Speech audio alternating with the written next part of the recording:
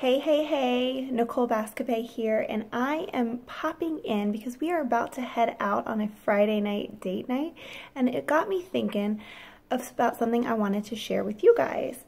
Okay, so Chris and I have been married for almost 3 years, and we've been together for about 6, a little bit over 6. And one thing that we realized pretty early on was that you need to keep the dating in your marriage to keep the spark and the excitement alive. So I thought I would share with you some things that we do and some things that we try to focus on in order to achieve that. Okay. First things first, you do not have to spend a ton of money. You don't even have to actually go out if you don't want to. The most important thing is that you set that time aside. Mark it off in your calendar. Talk about it the week before. What night are you free? Even if it's a Tuesday night, that's okay. It doesn't have to be a Friday or Saturday night. Mark it off in your calendar so that you know not to plan anything else around it. That time is reserved just for you and for your spouse.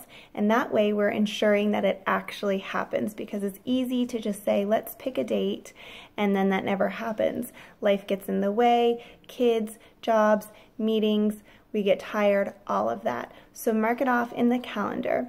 And again, it does not have to be something where you go out in a 5-course meal and you spend tons of money. If you want to do that, great, go ahead and do that. But it can be as simple as going to Starbucks and having a little coffee date on Saturday morning, or even at home, maybe making lasagna or, a dish together and having that meal in your dining room, which we all know nobody ever sits at anyways, so that in and of itself is special.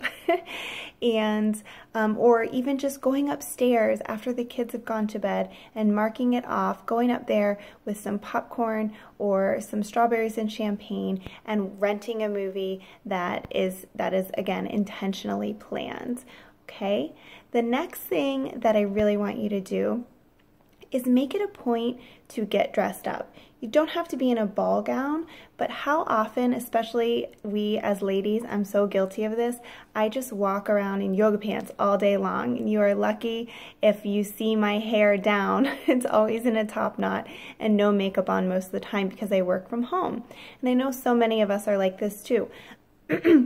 Moms, people with full-time careers that are out, you come home, you don't want to be in that suit anymore.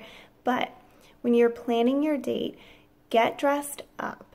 Put on that favorite black top of yours, put on some red lipstick, some heels, and show your spouse that you're putting a little bit of effort into it. He will notice it and he will appreciate it, and you will just have this like confidence pouring out of you because you'll feel good because you look so good.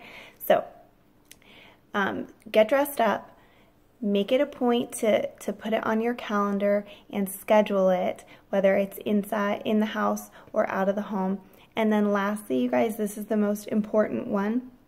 Put your phones away. Put them on silent and put them away.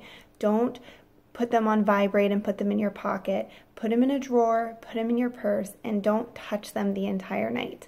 I am so guilty of this. My businesses are run from social media, and it's just a habit of mine to pick up my phone every few minutes, even if it doesn't go off. So by putting my phone away, it ensures that I'm not checking it, I'm not interrupting our date, and I'm able to focus on my husband. So really, really important that we get in the habit of that.